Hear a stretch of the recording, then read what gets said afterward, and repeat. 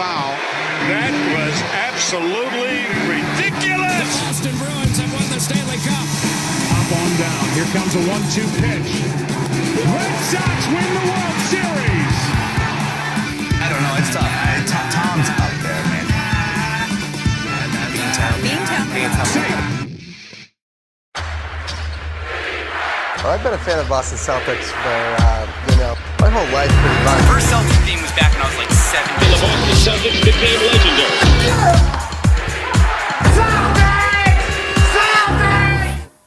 What is going on YouTube? It is your boy Justin Made here on YouTube and on Beantown Takes, back again with another video. And guys, the wait is finally over. Glad to watch some Celtics basketball finally. Glad to watch a championship contending team finally here in Boston sports.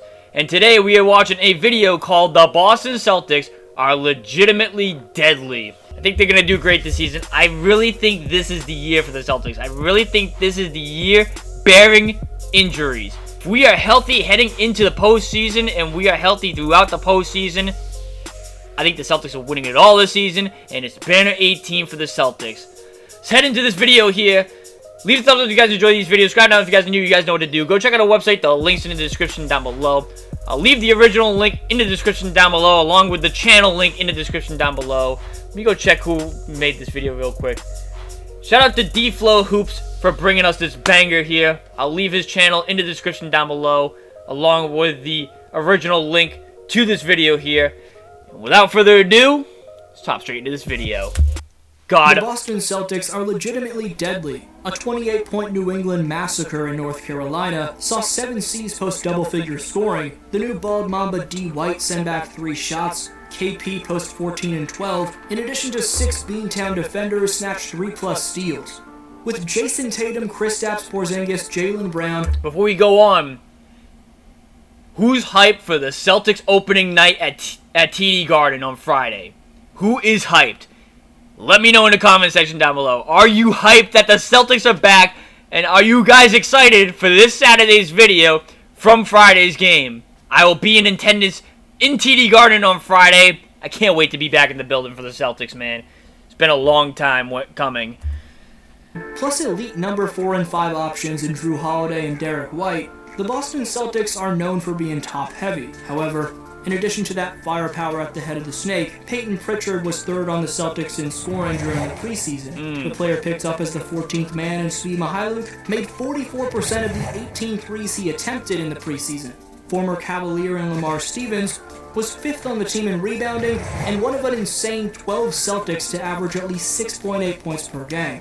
Two-way contract center Nemish Keita led Boston in offensive rebounds. I gotta figure out how to pronounce his name. I'm sorry that I butchered it in the beginning. Behind KP, Al Horford, and Luke Cornett.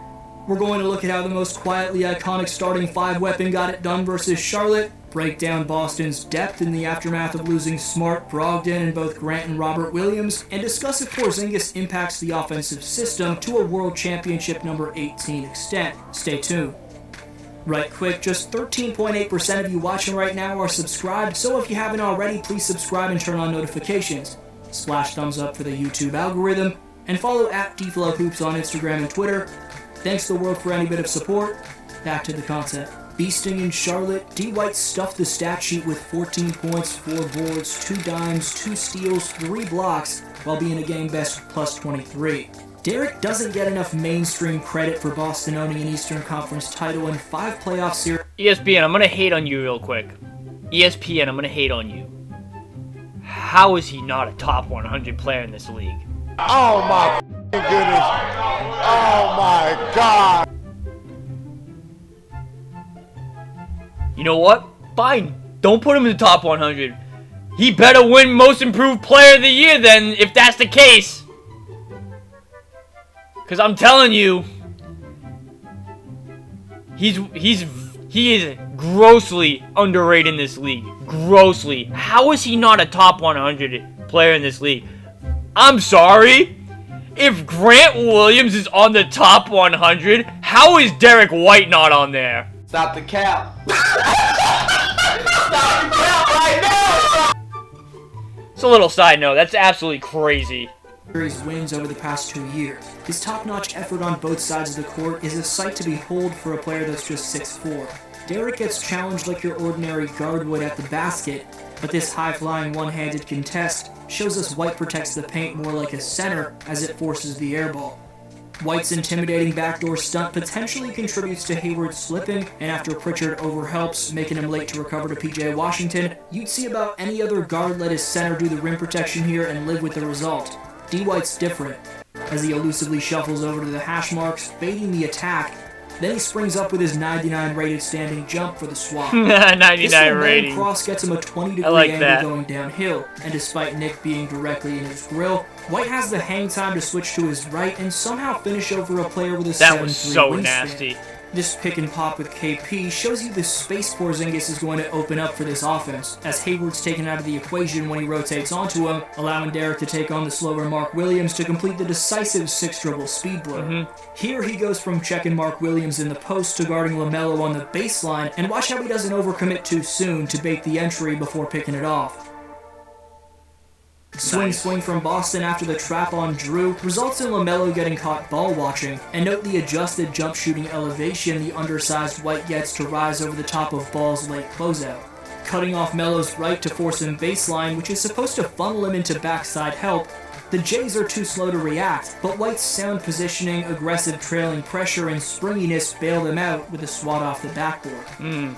Even after picking up PJ Washington on his sprint back in transition, I love how he's dissecting this. this. Then hustle to PJ's swing pass, where he denies the Gordon reverse. You hear Tatum and Brown brought up with Boston all the time, but White providing Boston with a second-team all-defensive guard and one of the best fifth options across the game is not a mainstream narrative. His impact since being traded from San Antonio to Boston at the 2022 deadline has, however, caught the attention of Laker guard D'Angelo Russell, who stated the goal of his career was to be like Derek White. Gotta love That's D-Lo. crazy. And he's got a point, given the rarity of White's... Shout out to San Antonio. What did we give up for Derek White? It was Josh Richardson. Who was it? Romeo Lamford. What? Maybe a first-round pick? Gotcha, bitch.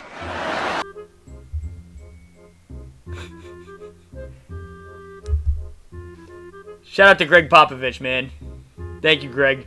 defensive fearlessness for a player in the backcourt. In addition to White, Boston's supporting cast off the pine is also undervalued. The Celtics bench goes from being led by 6th Man of the Year 50-40-90 club member Malcolm Brogdon to now breakout 4th-year pro. Greg's the GM, right? Greg Popovich is the GM there too, right? 17-plus point outings and 220 pieces from Pritchard in the preseason signal the 6th man position is in decent If not, then hands. thank you to It'll be a whoever's big the role for GM of him that to team. fulfill. But given his shooting confidence, general aggressiveness, plus poised pick-and-roll creating operation, this bodes well in terms of the leap many are looking to see him take. Peyton does have one of the best two-way sharpshooting big men next to him off the bench in Al Horford, who's won Boston a handful of massive playoff games. He's got to be better this this playoffs, though. You can't forget about the NBA's 13th leading three-point shooter last season being the product of Marquette and Virginia in Sam Hauser. We've yet to see anything close to the best from Uncle Sam, entering his 3rd year as a pro. At center, Luke Cornett's already invented a new way to defend, and his beneficial wingspan is proven by... I don't like Cornette as my backup big, though. I just don't think he's as I just don't think he's as athletic enough to be a backup big.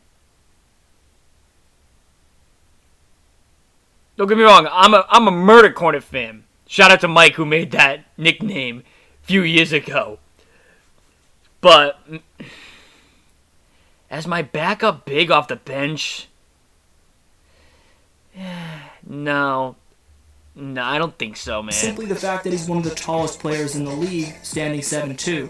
2023 offseason pickups, Lamar Stevens and O'Shea Brissett give you athleticism and toughness on the wing next to Hauser. That's going to be Stevens huge. and Brissett should also help keep Tatum and Brown in prime condition for the postseason by logging minutes at their position.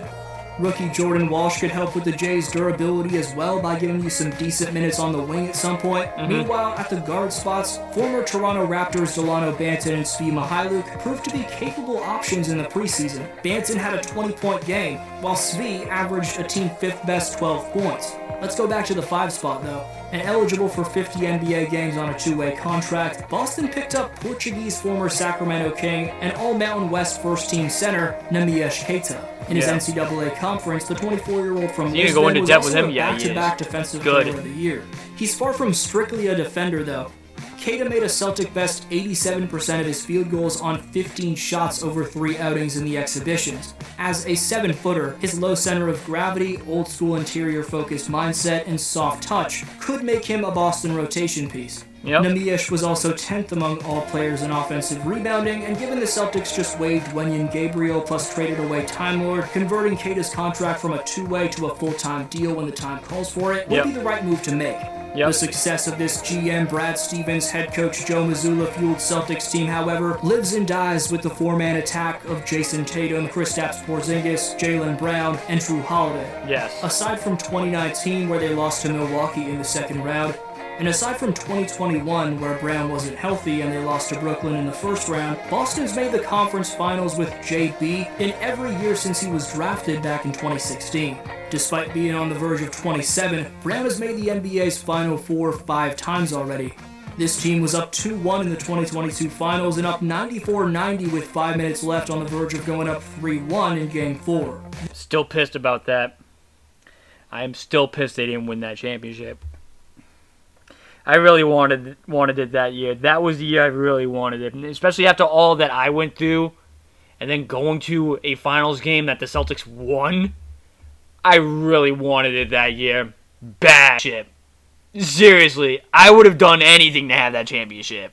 This year, they were 1 win away from getting back to the finals. With that said though, the inconsistencies in big games from both Jaylen and Jason make it still feel like Boston's been in a holding pattern for the last few years, forced to patiently await the development of the left-handed finishing ability from Jaylen Brown and the consistent superstar mindset from Jason Tatum. In terms of JB's left hand, this momentum cross to his left and under-control finish in Charlotte bodes well. Whether or not they themselves think the questions about their games are BS, despite all the playoff wins they've achieved, quite frankly, Brown and Tatum have been game planned for and neutralized consistently in the later rounds and have to be better top weapons. Then again, who knows what would have happened if Tatum didn't roll his ankle and now having a very true also. Steph Curry-esque sniper like Porzingis, who made exactly 50% of his 4.5 3-pointers per game over 4 exhibitions, opens up the court significantly. Porzingis isn't the best passer or defender, but that's where Holiday, White, and the team leader in preseason dimes and Tatum factor in. Boston losing their top assist guy and fan favorite in Marcus Smart will be tough to make up for, but it's clear they have better floor spacing with KP and a smarter, less turnover-prone decision maker as their QB in Drew. With all due respect to Batman Grant Williams and ongoing Celtics legend Al Horford, Porzingis is also the best stretch big the Jays have ever played with. Who's the most underrated player on the Boston Celtics in your opinion, though? Okay, good question. Who's the most underrated Celtic? Know down below for a chance at next video shout out and to compete in Community Speaks. Today's shout out goes to Min Maurice. Oh, that's kind of cool. The most insane part about so he features somebody's question in every single video? In your opinion though. Let me know down below for a chance at next video shout out and to compete in Community Speaks. Today's shout out goes to Min Maurice, who says the most insane part about Steph is... Oh wow. Cool channel, I'm not gonna lie, cool channel. I'll even answer this question right now. Most underrated Celtic right now. Stuck between 2 players. Stuck between Derek White and Peyton Pritchard. In terms of the league, Derek White is highly underrated, and I'm not gonna lie.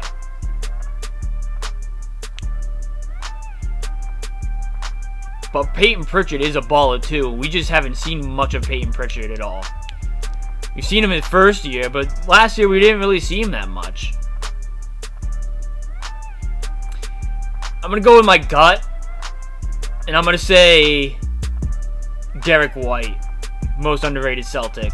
Not in the top 100 in the league, which is absolutely crazy. Around the league, he doesn't get his respect that he deserves. So, in terms of underrated Celtic, where a lot of these guys aren't putting him in the top 100 and on their list. I gotta say Derek White, man. I think Derek White's gonna be key for the Celtics' success this season. Can he maintain what he did last year? Especially in the playoffs, too. Can he maintain what he did in the playoffs? That's the question. Thank you guys for watching this video. It's been your boy Jesse, and I'll see you guys in the next video. Later, guys.